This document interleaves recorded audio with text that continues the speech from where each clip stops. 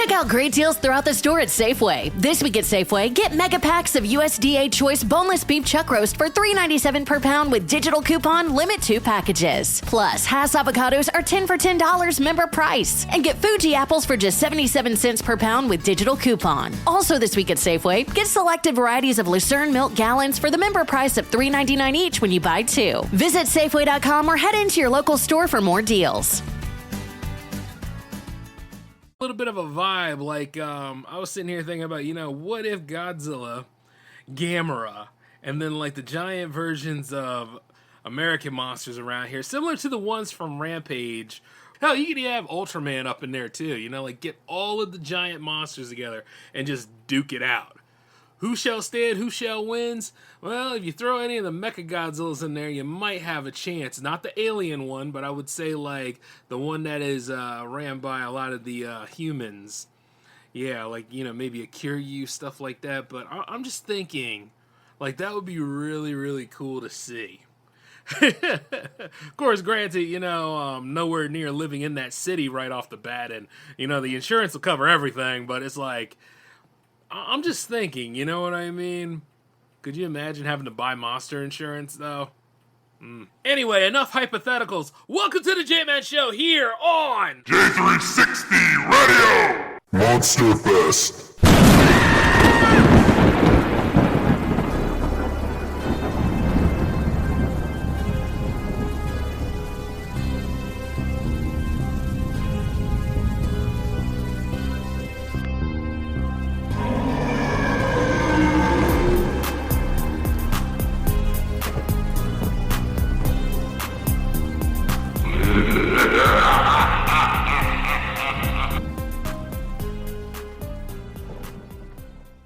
Check out great deals throughout the store at Safeway. This week at Safeway, get mega packs of USDA Choice boneless beef chuck roast for $3.97 per pound with digital coupon, limit 2 packages. Plus, Hass avocados are 10 for $10 member price. And get Fuji apples for just 77 cents per pound with digital coupon. Also this week at Safeway, get selected varieties of Lucerne milk gallons for the member price of $3.99 each when you buy 2. Visit Safeway.com or head into your local store for more deals.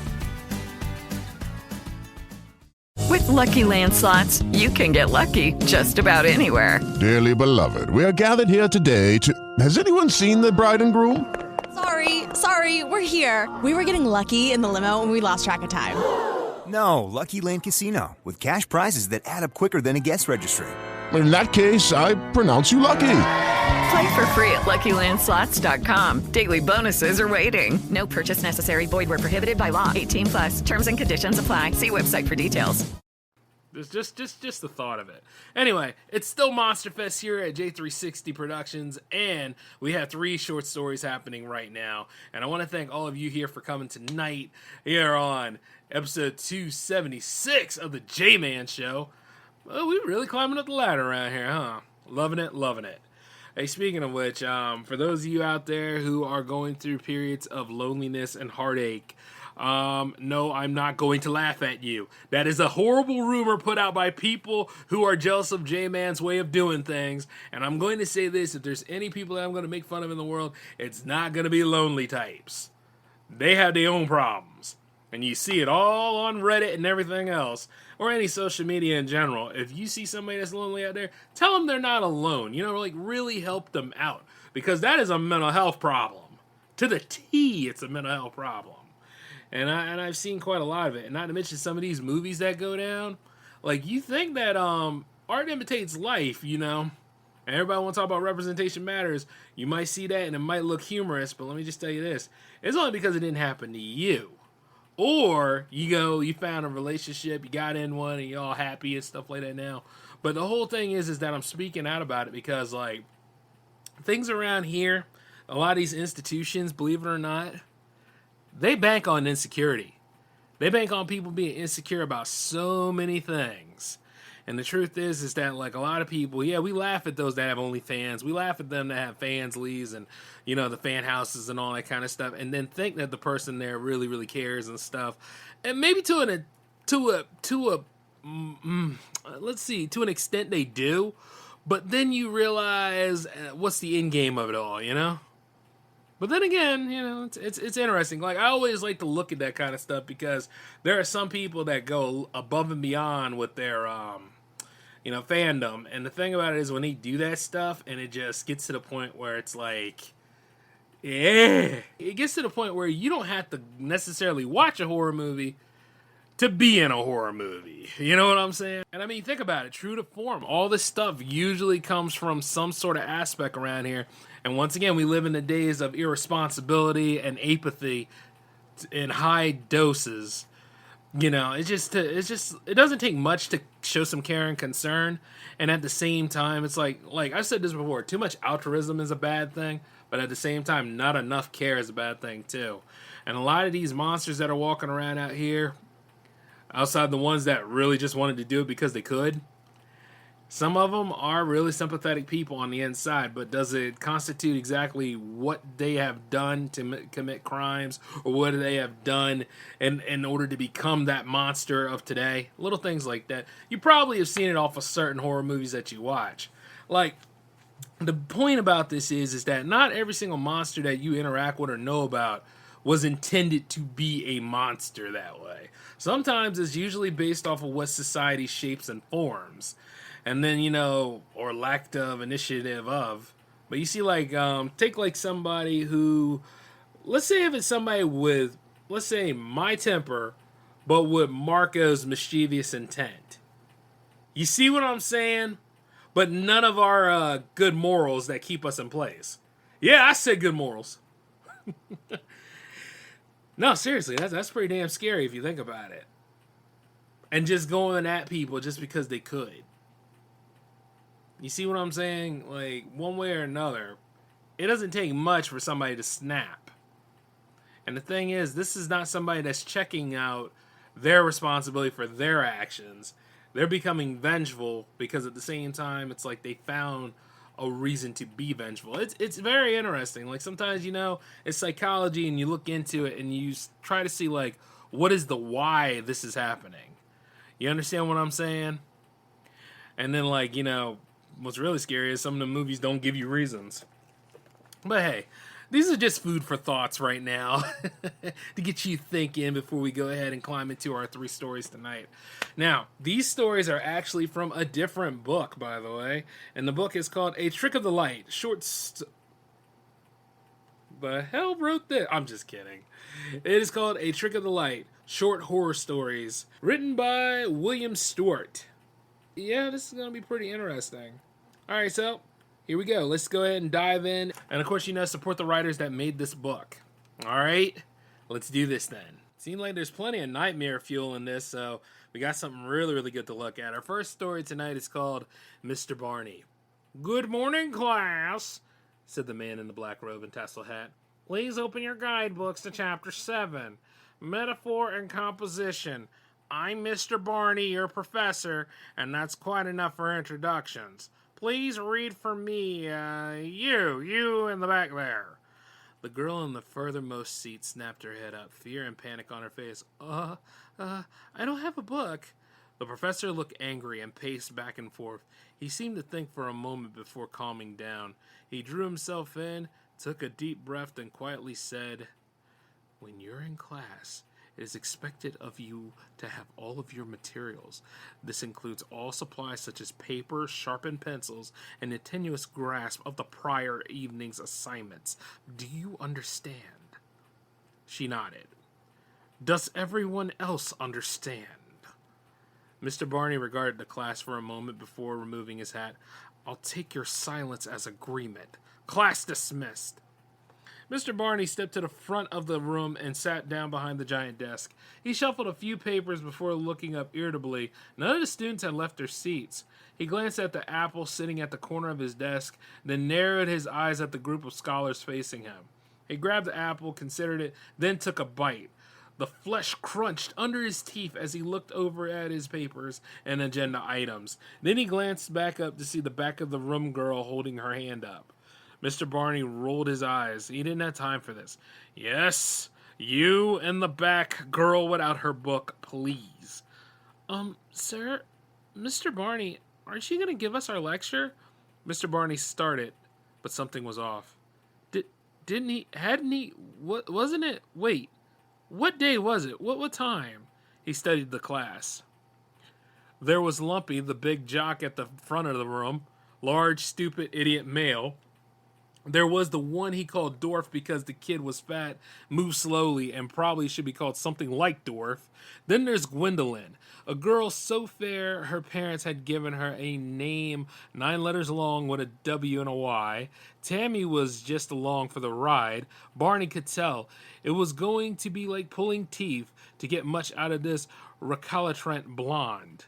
Joyce was the one sitting next to Gwendolyn, and other than her long hair and her long teeth, Barney had nothing to hate about her yet. And then there was the new one, No Book Girl. This one seemed to speak with her breasts, insulting as that was. Nothing serious or even noticeable, just the way she sat at her desk, blue shirt plunging low.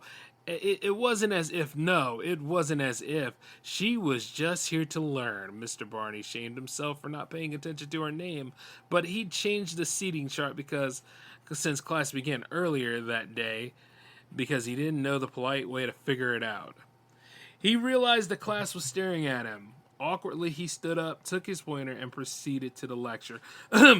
So where did we leave off? That's right, Metaphor and Composition, Chapter 12. It is a known commodity in the matters of civil discourse and practical avionics that words such as how and shan't are merely constructs of a pilloried ancestor for whom no sympathy or memory is deserved, nor granted, but only used to illustrate the coming storm. He looked at the class. Anyone care to take a crack at that? They all stared silently, stupidly, back at him. He shook his head and turned a few pages. He adjusted his glasses and continued. Moving on. When it is augmented by the drowning of rats and unending reams of dot matrix printer paper, the new messiahs burst from the cocoons and reap the porcelain mandates. Anyone? Room was quiet. Anger building, he stared at his class of simpletons. None of them moved. He removed his glasses and rubbed the bridge of his nose. Anyone at all? You! In the back! The girl gawked for a second before answering. I don't have a book. Mr. Barney paced back and forth. He seemed to think for a moment before calming down. He drew himself in, took a deep breath, and said quietly, Then why are you in this class? It is expected of you to have all of your materials. That includes all supplies such as paper, sharpened pencils, and a tenuous grasp of the prior evening's assignments.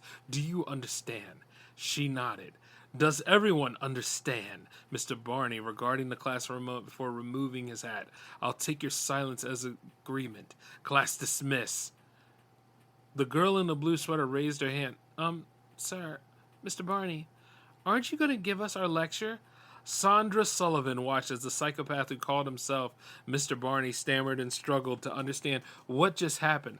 He paused for a moment, looked back over his shoulder, quit, and then put his glasses back on and began flipping through his ridiculous book before reading again. Good. Hopefully it would be a long lecture this time around. She needed this. Time was running out. Sandra didn't know how or why she was here. She'd obviously been kidnapped, but she could not recall how or when. She surmised that she had been drugged, but could not remember the circumstances under which that had happened. The last thing she remembered, she texted her boyfriend Sean a kiss goodnight emoji. Then she woken up here, changed at his desk among the other students. From what she can tell, this was or had been a real classroom. There was a dry erase board at the front, marks on the ceilings, and walls that indicated equipment such as pull-down screens and projectors had once mounted there. The desks were old and too small for the adults that occupied them now, and Sandra had never attended a school where the students were chained to the desk and the desks were bolted to the floor. When she awakened, the 6 others were staring back at her fearfully. They had all been here for at least a few days, hair greasy and body slick with sweat. What's going on? She'd wept. The blonde one, the one who Mr. Barney called Tammy, said nothing, just held her trembling finger to her lips, with eyes that pleaded for silence. Sandra gripped the corners of her desk and took a deep breath, while trying to stave off panic. Whatever she was in for, the fear on the woman's face told her it was worse than she could imagine. None of the others made a sound, they just slowly turned in their seats to face the front. Sandra waited. Tammy trembled. Eventually, Mr. Barney made his appearance. He was a thin man who wore a black graduation gown and a hat. and Sandra stared, trying to imagine where she might have seen him before, but she was drawing a blank. She did not know this guy. "Good morning, class," said Mr. Barney cheerfully. "I hope you all had a nutritious breakfast because, excuse me, what's that smell?" Mr. Barney sniffed the air and scowled. "I smell something foul, something that certainly does not belong in my classroom. Was it you?" he asked, pointing his stick at one of the others. The student shook her head desperately. Mr. Barney sniffed and paced, tapping on each desk before settling on one. "Dorf, did we have an accident?" Through gritted teeth, the man replied, "It wasn't an accident, you piece of shit. You kept us locked in here for 3 days. I had no choice." Mr. Barney looked stricken, then replied, "So I have, but it's no excuse for such language in my classroom. Profanity is for the vulgar, and you are not here to learn how to be vulgar." He moved away from Dorf and walked to his desk, opened a drawer and retrieved a small, snub-nosed revolver. Dorf began to squirm in his seat, his range of motion restricted by the restraints that held him there. Mr. Barney opened up the cylinder on the gun and let 6 shells fall out. Then he placed one back in, closed the cylinder, and spun it. "An acceptable synonym exists for every vulgar word, boy. You are going to give some examples starting now." Dorf squirmed and began hyperventilating as Mr. Barney leveled the gun at his head. "We're waiting," said Barney calmly, although his patience in his voice was wavering. Excrement," said Dorf. Mr. Barney lowered the pistol and stared at Dorf, who exhaled a sigh of relief.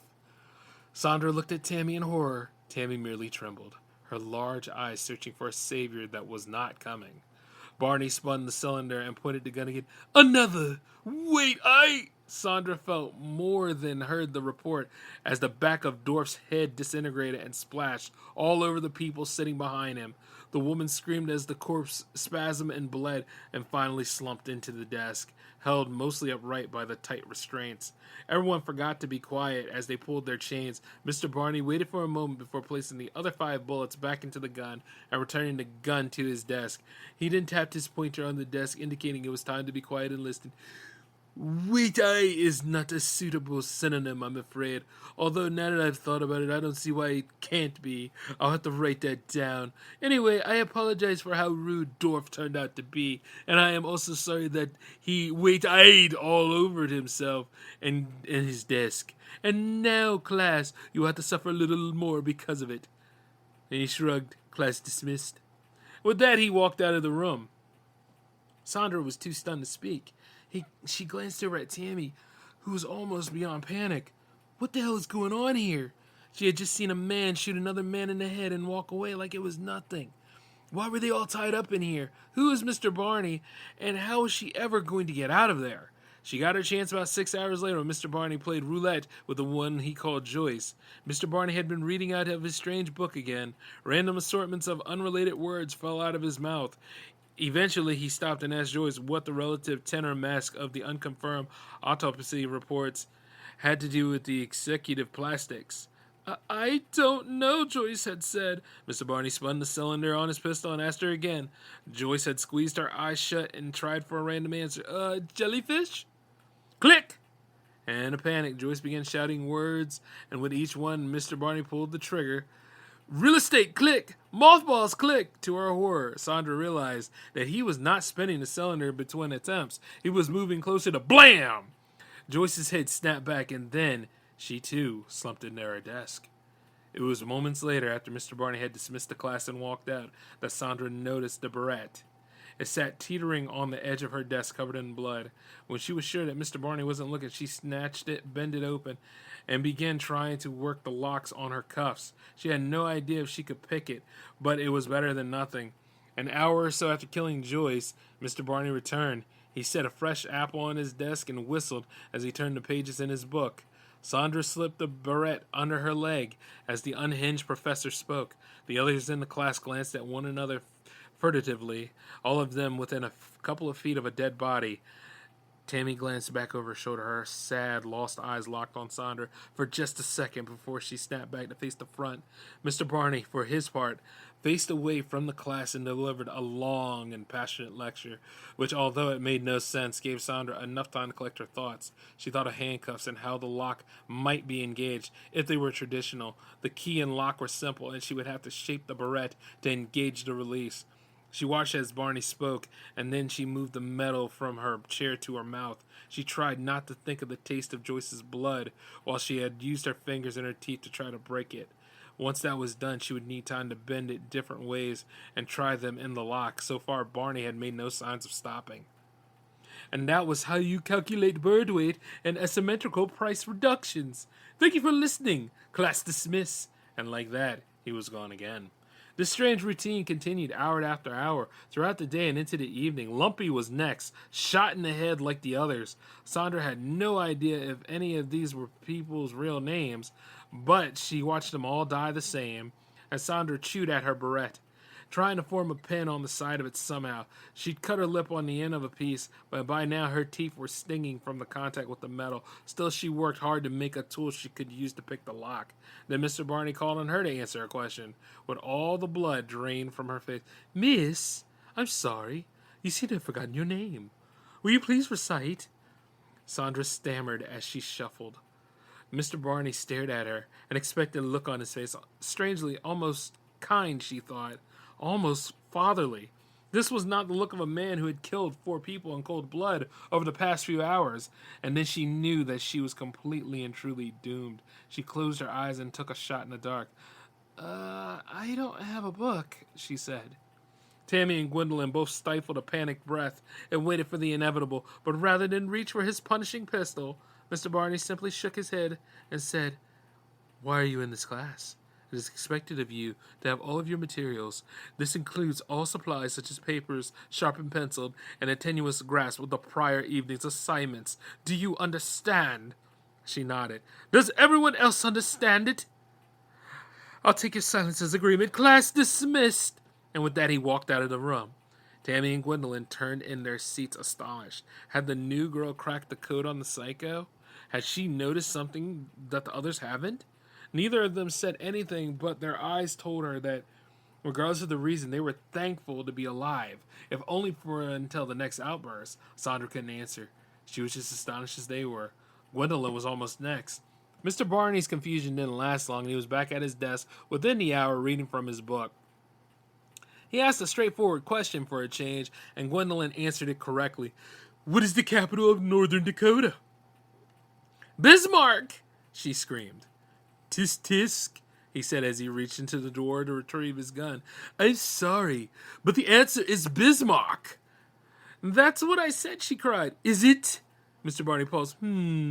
So it is." He put the revolver back into the drawer. "Oh well, class dismissed." Wow, this dude has a one-track record, man. Sandra worked at the lock with her makeshift picks. It had been hours since Mr. Barney had killed anyone, and so far the girls had managed to keep him confused, causing him to restart his lectures or leave the classroom. As the misshapen barrette tried to find purchase within the cuffs, Sandra was thinking of ways to keep him befuddled until they could make their escape. She was thirsty and so tired, but she dared not sleep. So instead, she inserted, wiggled, turned, inserted, wiggled, turned, until something managed to snap. And she finally released the catch on one of the cuffs, just enough to slide her left hand out, but it wasn't enough. She was only halfway there. She began working on the right cuff. "Good morning, class. Please open your guidebooks to Chapter 7, Metaphor and Composition. I'm Mr. Barney, your professor, and that's quite enough for introductions. Please read for me, you in the back there." Sandra snapped her head up, fear and panic on her face. I don't have a book." The professor looked angry and paced back and forth. He seemed to think for a moment before calming down. He drew himself in, took a deep breath, and said quietly, When you are in class, it is expected of you to have all of your materials. That includes all supplies such as paper, sharpened pencils, and a tenuous grasp of the prior evening's assignments. Do you understand?" She nodded. "Does everyone else understand?" Class dismissed. Sir, Mr. Barney, aren't you going to give us our lecture?" Sandra was sure she almost had it. She hooked the pen to something a few times, but it had slipped. She was also a lot more careful because of the result. Keep Mr. Barney confused had made it so that he left the room less often, so she had less time to work with at her cuff. By the time she engaged the lock and the cuff slipped off from her hand, Mr. Barney stood over the twitching corpse of Tammy. Aw, she didn't make it. Sandra sat as Gwendolyn sobbed quietly a few feet away. Tammy had stuttered. Mr. Barney seemed to dislike stuttering. Now Mr. Barney spun the cylinder and walked back to his seat. General corporate punishment was alcoholically banned in the 17th Triumvirate of Misanthropic Committee. I disagree with that discovery, so I brought it back. Don't you agree, Mrs. G? Gwendolyn stared at the floor and nodded, while giant sobs racked her. Good, good. Be good little girls and boys. Class dismissed. Mr. Barney set the gun into a drawer and then picked up his apple and walked out the room. Moments later, Sandra slowly crept from her chair to the desk and found the weapon, along with a stack of ideas. Gwendolyn sat wide-eyed staring at her, silently pleading for help, but Sandra knew what she was about. She checked the pistol and made sure that she counted correctly. Barney had killed 5 people, so there was only 1 bullet left in the gun. Sandra slowly searched the drawer for more, but there were none. She stared at the door. Should she shoot him when he walked in? She was not used to guns, and her hands were trembling, and her senses dulled after how long in the desk. Now, if she missed, no telling what he might have hidden under his robe. Yeah, that's true. She moved back to the back of the room. Here she could get at him in close range, and then run down the hall to try to find another weapon if necessary. She crouched and she waited. Then she realized that he could be gone for minutes or hours, and there was no way to know which. She thought about it and remembered that when one of the others made noise from crying or talking, that always triggered an entrance. Hey, Gwen, what did you get on number 10? She called in a hoarse whisper. Gwendolyn just stared at her, lost inside herself, and then the sudden hope of being free was almost too much to bear. Seriously, said Sandra, it's not cheating if you let me look once. Footsteps down the hall. It had worked. She kept her back to the wall and waited. When Mr. Barney entered, he paused for a moment, seeing Gwendolyn and other students, but having a moment of confusion, realizing that one of his students was and then Sandra watched the twitching form of the man who had called himself Mr. Barney. She checked his pockets and found keys to the cuffs, which she unlocked Gwendolyn. She also found a handful of bullets in one pocket, which she had transferred into the pistol. Other than that, she found nothing. Gwendolyn and she stretched sore muscles and moved through empty hallways out into the light, finding the first person they could that could help them. It was a strange investigation after that. Mr. Barney's real name was Devin Wilson, an otherwise uninteresting fellow with no criminal record. He left no notes, no social media posting, or anything incriminating about himself anywhere. The only thing authorities could tie to anything resembling a motive is the rough draft of a short story that Wilson had posted on Reddit, in which he described kidnapping a bunch of people, locking them in an abandoned school, and then killing them one by one. Woo! Oh, that's crazy, though. You know what I'm saying? Damn! Man, you know what I'm saying? So, like, remember when I said earlier about art imitates life? Yeah, there it is right there. Some people, don't know the difference between what's real and fantasy, so they go ahead and they try to make the fantasy real, and by making the fantasy real, they get closer to achieving certain goals. But, there was a movie where, this guy actually held up a school, and he just started shooting different people that he knew in his graduation class because he was ignored most of his life. And he managed to lure leaders from the class away into a ditch party. You know what I'm saying? So that he could go ahead and let them know they were the only ones that were nice to him, treated him like he was somebody, but he was going to be somebody anyway because he was holding the cards of life and death in his hands. So, just like what Sandra had to do to survive Mr. Barney here, she had to think on her toes, and not only that, but she had to make sure she knew of ways to trick this bastard in order to make sure that he goes down.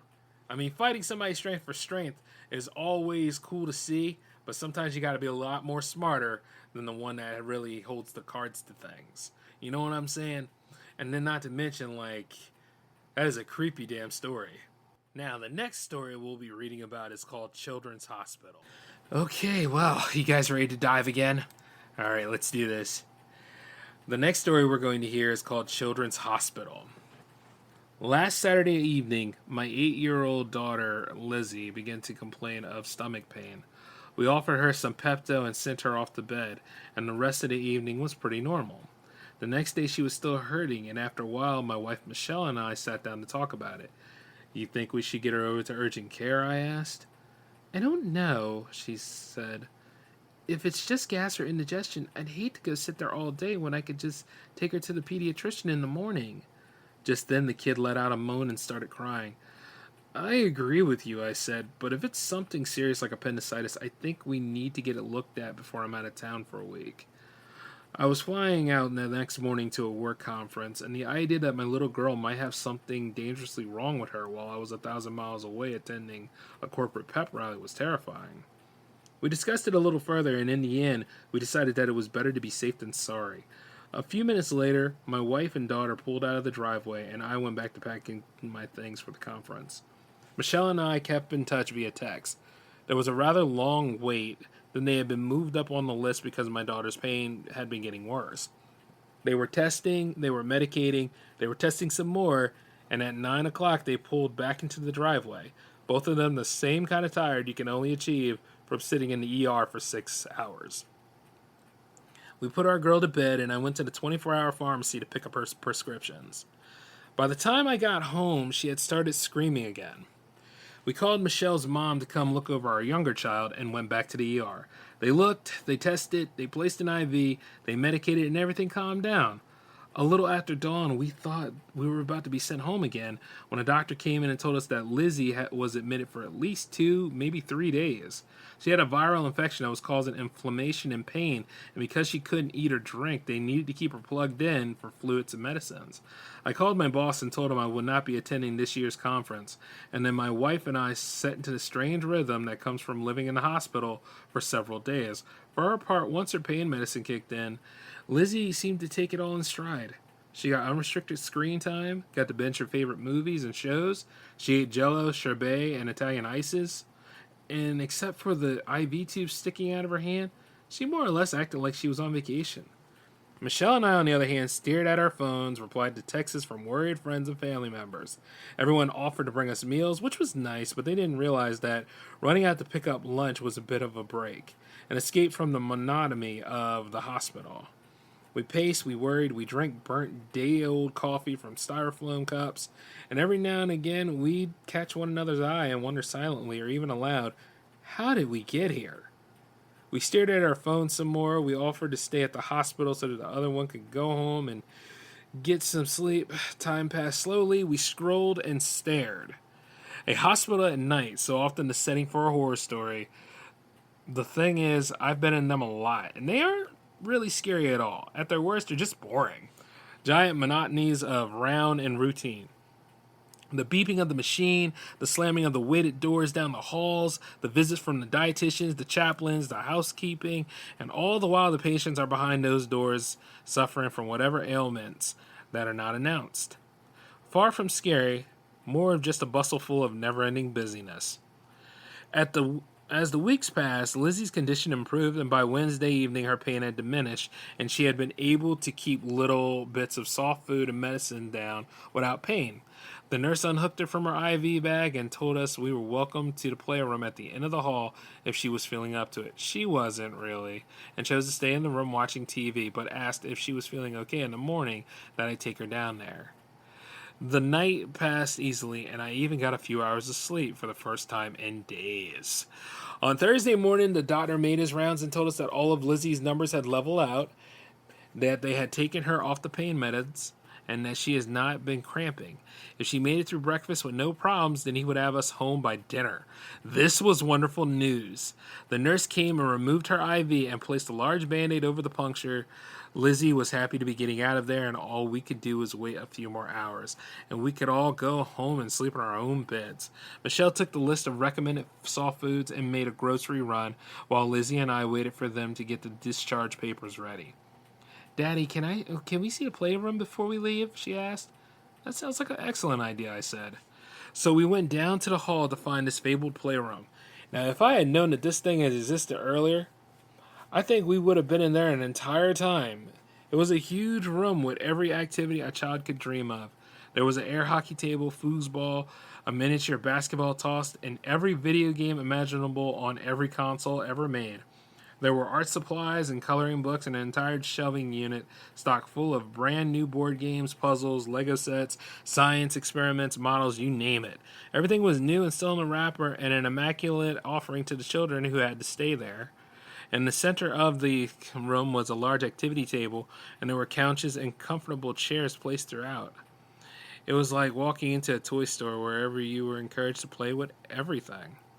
Lizzie went straight to the art supplies while I pressed start on Old School Ninja Gaiden. Yeah, that would sound like if I was a dad.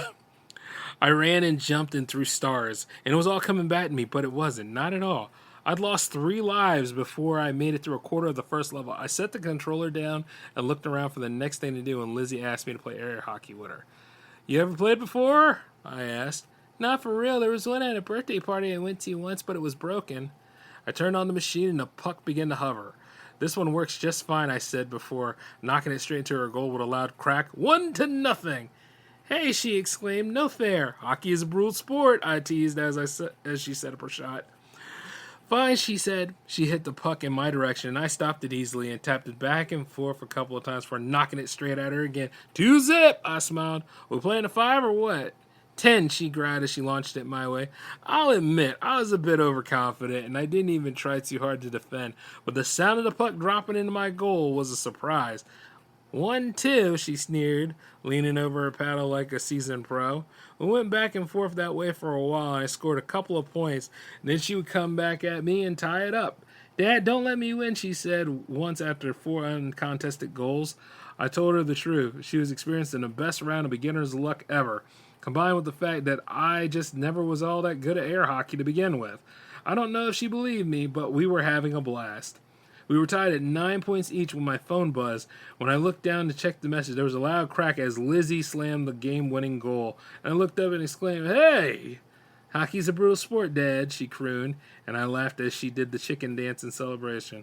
"Oh, well," I said when I held up my paddle, "do you want to play?" There was a girl about Lizzie's age hanging out watching us. From a little distance away, she smiled broadly at my invitation, and then her face fell. She held up her hand, which was taped and wrapped for an IV, and I nodded in understanding. And then I reached over to turn the machine off. Lizzie was still gloating, and the girl and I both turned to watch her dance. "Don't mind her," I said to the newcomer. "I'll get her in the rematch." My phone buzzed, and I looked down to check it. It said, "Where are you?" "Who are you talking to?" Lizzie asked. "Your mom," I said. "She's back." Lizzie looked at me strangely before tearing into a box of markers. "Tell her to come straight here. I don't want to go back to my other room." I told Michelle where we were, and while Lizzie was working on drawing fairies, I sunk into one of the couches and checked my email. After unsubscribing to the latest batch of advertising, I looked up to see our quiet little guest. She stood over by the foosball table watching Lizzie fold glue and bleh. Who wrote this? Just kidding. Fold and glue construction paper. She had almost shoulder-length hair that I wanted to say was blonde, but seemed almost white in the fluorescent light. Her skin was shallow, and her large gray eyes had dark rings around them. Her hospital gown was covered in an oversized flannel shirt that seemed to swallow her up. In all, she looked quite frail, and it pained me to wonder what caused her to be here, and heartbreaking this must be for her own parents. I wondered briefly where her parents might be, then decided not to worry about it. This place was about as safe and secure as they came, and she looked like she had been here a while. Certainly her parents let her come down and play some video games by herself sometime. I realized I had tears welling up. This child was sick. Not sick like Lizzie had been, or she'd been down for a few days and was now kicking my tail at games she never played before. No, I could tell by looking at this one she'd been here for a very long time, and worse, she probably was never going to leave. A tear rolled down my cheek when she looked at me and smiled shyly. Not wanting to alarm her, I smiled back and waved. "Would you like to play?" I asked. "Lizzie's got more colors than she can count. You're welcome to join us if you like." The girl looked simultaneously flattered and terrified. She glanced from me to Lizzie and back, as if she had never been invited to play with anyone before. My phone buzzed and I began typing an update to my boss. "Who do you keep talking to?" Lizzie asked again. I looked up and the girl was gone, and I stood up and scanned the room, but she was nowhere to be seen. Huh? Well, there was a kid in here with us. Seemed kind of shy and lonely, so I invited her to play with us. There's nobody here, Dad, Lizzie said, now looking up from a project. Well, maybe not now, but there was. Whatever. Whatever you, I said. Be nice. Yes, sir, she said, still not looking up from her work. I forgot about the girl completely a few minutes later when Michelle arrived with lunch. Lizzie was still on restricted diet, but nothing was keeping me from tearing through a few tacos.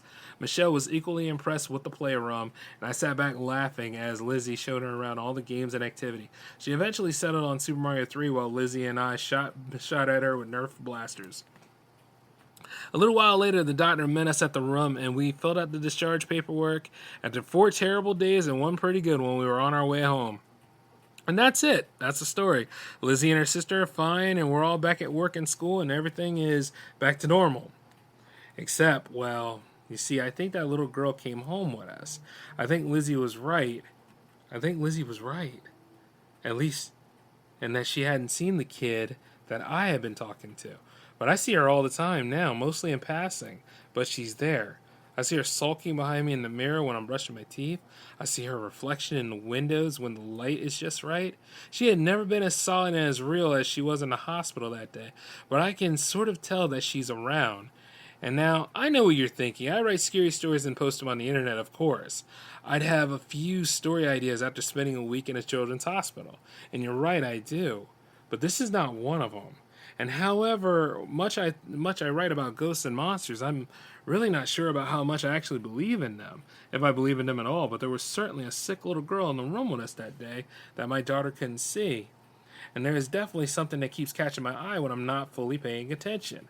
And I like to think I would be fine after that, just a little ghost finding a family to make whatever little afterlife that she has more bearable. It's sweet, and when I think of her sad smile, that grateful look on her face when I asked her to join us, I think maybe what's the harm? How lonely it must be to haunt the halls of a place like that. I really didn't mind it at all. Until last night. See, Lizzie talks in her sleep sometime. She has since she was a toddler. I'd be right back here writing or working on something else, and I hear her start to stare, but most of the time it's unintelligible. She'll mumble a few times before rolling over and going quiet again.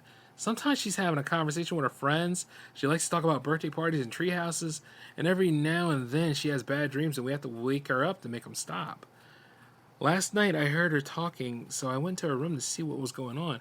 She was mumbling at first, then the words became clear. No, he's my daddy. Mine and my sister's, not yours. No, you can't have him. He lives here with us. No, well, I don't like you either, so he's nice to everyone. That doesn't mean I don't care. You need to go back to where you came from. My mommy won't let you stay. I don't care, I'm telling. And after this tirade, she rolled over and stopped talking.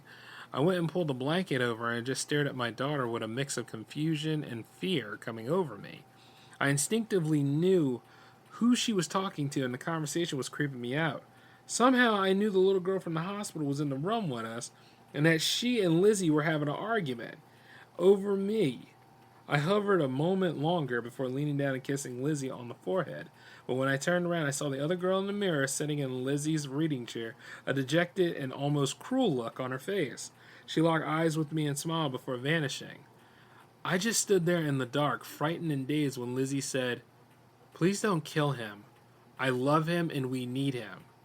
Then so quietly I could barely make out the words. But it sounded like, well, at least don't make it hurt. Whoo! Take a moment to chill, because damn, that was a shiver right there. Not bad. Children's hospital, huh? Well, here's the thing. Some of these places actually do have spirits moving about. And sometimes the best thing you can do is at least be nice to the spirit. Because if not, that spirit will whoop your ass. I mean, could you imagine me as a ghost and knowing how I would be if I never had any rest? And then again, I'd probably be haunting my girl. But the thing about it is, though, I know exactly about all the other things I'd be doing. Ooh, yes. See, I'm not bound by the laws of man at that point. So I get to go ahead and do some very unearthly, crazy things. Ooh, you bet your afterlife. But you know what? While I'm busy having too much fun with how I can go ahead and make my life as a specter enjoyable, let's go on ahead and see what your last story of the evening will be. And not to mention, these are pretty good stories. you know? And of course, I will put the link to the book in the description box below. So, go ahead and show that support. Really take a look. It's similar to how we do jams. Oh, by the way, speaking of jams, Jams 55 is on Friday. And the deadline is Thursday at 5 p.m. Eastern. Okay, so adjust for time, work that out in your galaxy, submit your 2 tracks. Let's be about this thing, even though it's looking friggin' good right now. And then not to mention Jams TV 4 is happening on Friday of next week. So either way, you got back-to-back jams happening. Aren't you lucky? Anyway, let's go ahead and dive into our last story of the evening. And it is called, It's Been a Long Day at Work and You're Exhausted. You take a long look into the fridge and the pantry before deciding to order takeout online. After changing clothes, you scan channels for anything good on television. And after a little while, the doorbell rings. You answer the door, but rather than a delivery driver, there's a young boy about 7 years old. He looks as if he's been playing Army. He has on a green t-shirt, green camouflage pants, and black boots. He wears a small green backpack and has an orange pistol and a plastic holster on his hip. He looks sullen and you suspect he's about to confess to some mischief, such as a broken window or trampled flowers. Instead of speaking, he pulls up an envelope from his pocket and hands it to you. He takes a step backward and stares at the ground, obviously waiting for you to open up and read the letter. You unfold the single page and begin to read, Dear Sir or Madam, you are hereby drafted into military service per Statute 8, Clause 2.1 of the Revised Constitution, Undisclosed Statutes, which states, for the protection and general welfare of the state and its citizens, any and all persons of gender, ethnicity are subject to impressment with or without any notice for tenure and purposes specified as needed by military command. Welcome, Cadet. You are part of an organization of vital importance to national security. Our operatives are the finest in the world, and you share the honor of being part of that proud tradition. In training our elite operatives, we sometimes discover psychological markers that may cause hesitation to act under certain circumstances. The purpose of this exercise is to discover the source of these markers and overcome them. We accomplish this by creating the profile of a person who triggers these responses. We then conscript an individual who closely matches the profile. Our operative is then required to confront his or her fault in a live-action scenario. Cadet, you are the subject who mostly matches the profile. As you read this message, our operative is standing by, waiting to carry out orders. These orders include, but are not limited to, your incapacitation, torture, and execution. We must inform you that it is of utmost importance that our operative successfully completes his mission, or else another individual will have to be matched to the profile and pressed into service. Therefore, a precaution has been taken to ensure that this exercise is a success and that risk to our training is minimal. Any weapons you may own have been rendered inoperable or removed from your residence prior to you receiving this communication. Please do not attempt to escape. We have security personnel charged with securing a perimeter to keep this exercise contained. Any breach of the perimeter will result in your being terminated and our organization being forced to match another individual to the profile. Despite being disarmed, you are welcome to fight. Please beg, cry, and or attempt to bargain with your assailant. Be creative. Anything you can do to trigger the marked behavior is both encouraged and infinitely helpful. With your help, we can solve this perplexing problem and make the world a safer place for all. Thank you for your service to your country in this, our time of greatest need. Sincerely, Military Command Rapid Imprisonment Center, 1330 42669. Incredulous, you read the letter over a second time, and as you come to the end, you look up and notice the boy is staring back at you. The orange pistol is now in his hands, and you realize it is not a toy. His face is still sullen, and his eyes are haunted. They said, when you finish the letter, I'm supposed to zap you till you fall down. Then I use my knife. A lot. You stumble backwards, and the boy raises his weapon, walking forward and pushing the door closed behind him. I'm sorry, ma'am. That's why I'm here. They say I'm supposed to not be sorry, but they always know when I am if to say that I'm not. They say I have to keep training until I'm not really sorry. He pulls out a lever and tiny metal barbs fly out attached to your shirt. He pauses for a moment as if thinking something else to say. Then he finally squeezes the trigger. I'm sorry about your baby, too. Damn! Oh, wow! You know what? If we ever gotten those times and stuff like that, dare I say it, but, woo, I mean, That is crazy, though. Like, you just get home. I mean, hey, the government's always watching you, so I wouldn't be surprised if they had to resort to some things like that. But that's pretty messed up. I mean, we must really be in some hard times if they start to use child soldiers like that. But then again, you never know. Just because at the same time your freedom is being told to you by them doesn't mean that you're necessarily free. That's something for you. Whereas they probably are doing some crazy crap like this and pick whomever they could. Oh my God, that is so crazy. Because it's true to form. Ah, damn. So watch what you get in the mail because it might be attached to the little child soldiers out there. Damn. Oh my God. And then, it makes matters even crazier because there's nothing you can do. Because if you take him out, they're going to ship another one over to you. And then they're going to ship another one if you take that one out. Oh my God. And no signs of tiring it out either. That is really messed up. Well, usually I try to throw in a light story so that we could offset this so that you guys can have good dreams tonight. But man, we are out of time in the show, so I guess we're just going to have to end it there. But don't you worry, though. We'll have more J360 Monster Fest content coming up for you all. And to make you feel better, like I said, Jams is coming. So, have a good night, y'all. This is J-Man signing off. Peace.